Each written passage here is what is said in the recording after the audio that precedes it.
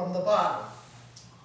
This shows the difference between how the world looks at life and the difference that a Christian has in the look of life.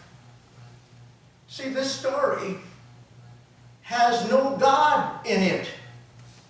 The Bible says Jesus sends weather, which makes the green grass grow for cows to eat. Jesus creates the farmer, the truck drivers, the factory workers, the mommy and the daddy, and the baby, and then blesses the lives of every one of them. But when little children grow up without hearing Jesus puts every glass of milk on the table, those children begin to show their ignorance of Jesus in their lives when they are full grown. How many grown-up children go to work without asking Jesus to bless our day? How many meals gulp down without a prayer of thanks? How many foolish pleasures indulged because I forget that Jesus hands out the money? How much worrying about our health, money, and so many other things instead of Jesus' promise to always take care of those who know they can't make it without Him. So here's the story for us today, teaching us to look up to Jesus for all things He sees and He provides. John the Baptist had just been murdered by drunken King Herod. Shocked by such sad news and tired, Jesus decides that they all need some rest. They get in a boat and shoot for some rest and quiet time together. Not the way it's going to work out. Word gets out. When they reach their retreat, a huge crowd is waiting. What does Jesus say? This is my day off. Come at another time. Jesus sees and hears the work of these people, 5,000 men. He sees the need of each one. Personal heartaches, unique circumstances, private fears, and our greatest need. He puts first things first. Jesus begins teaching them. Another group of people looks at Jesus today, sitting not on a hill, but in benches inside the walls of this gathering place for Jesus to speak. As Jesus looks at each of us, His heart goes out to us. He knows everything, everything. He sees the wreckage sin leaves, secrets as close to us as our skin. He puts these things first. He tells the truth and dies on a cross to keep it.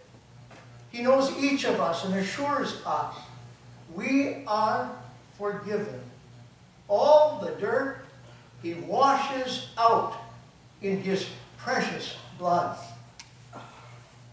If there are 20 people here, Jesus sees 20 people's needs. What's troubling just you? Bothering just me?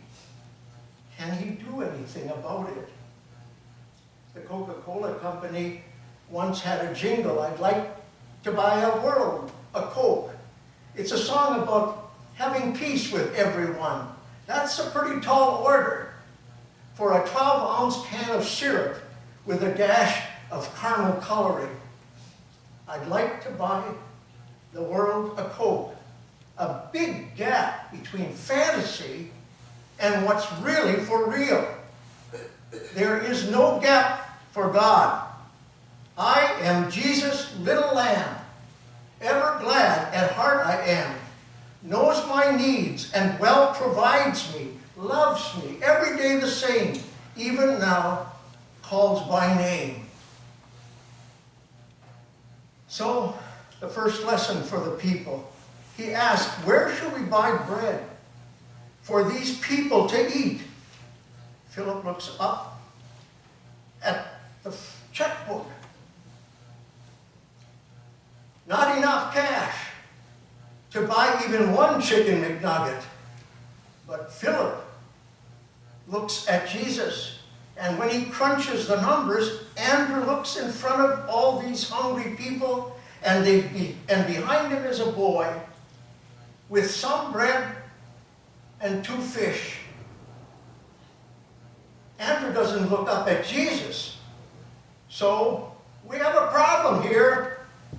How can we forget the one with a solution for every need, no matter how big it is? So Jesus takes over. In hand, 5 barley buns and 2 fish, says grace, and starts serving. What happened is his powerful, limitless hand, the almighty hand of God, does not become less and less, but more and more, till everyone is full. Not just skimpy samples or snack packs. This is a feast.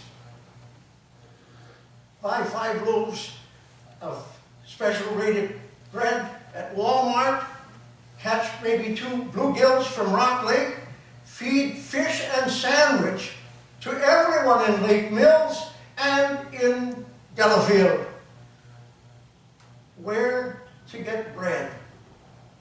How to make ends meet? Do we do better on the test than Philip does?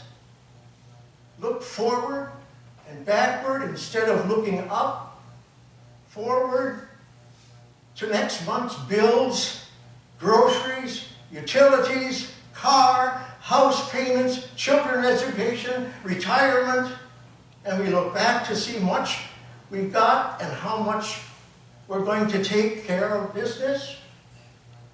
Worry, plan, live like Jesus doesn't exist. Nowhere to be found. Just wishing he'd be here in a bind. How easy life can overwhelm us. Forget to look up and end up believing that milk comes from cows. We were watching the milking contest at the state fair, and behind us, a young whippersnapper piped up excitedly, "Mom, look it! Milk comes from cows." That's where he thought the milk came from for the cereal and in the ice cream that he could consume. But milk does come from cows. No, milk does not come from cows. All comes from Jesus. His heart within him today, here, before us. He knows just what we're going through, just what he's going to do with the little guy's little offering in a lunch bag for hungry tummies. Jesus provides the best solution to every problem, gigantic though they be. We can't. He can. He takes care of those who know they can't take care of themselves. He cares for you. Next time something comes up, remember the greatest miracle didn't happen on this hill, but on the hill we call Skull, or Calvary. There's a crowd here today to see Jesus. Everyone wants him to take care of health, families, and all that has to do with the day-to-day survival. Yet Jesus knows our biggest need will never be that we are hungry, hurrying a long way from home, but that we are damned sinners a long way from heaven. Look back this week. See how desperate that need is? How many times this week we used our minds, mouths, hands for anything but God-pleasing? For each unpayable bill, we have no solution, only hellfire. But Jesus has spoken. He takes our place on a cross. He rises from the dead. That means our soul and body are saved. That's the miracle. To prove that we can cast all our care on Jesus. He cares. Milk does not come from cows. If you sense how we're saying it, it comes from Jesus. So we're fed, clothed, housed, and kept healthy. Seeds planted turn to wheat, corn, and vegetables. Sun shines and clouds open to let the rain in. But best of all, my dear Christian friend, is Jesus' unending forgiveness for a lifetime of sin, wise guidance for every detail of life, constant strength for every rough day, and loving plans to take us with him forever in the glories of heaven.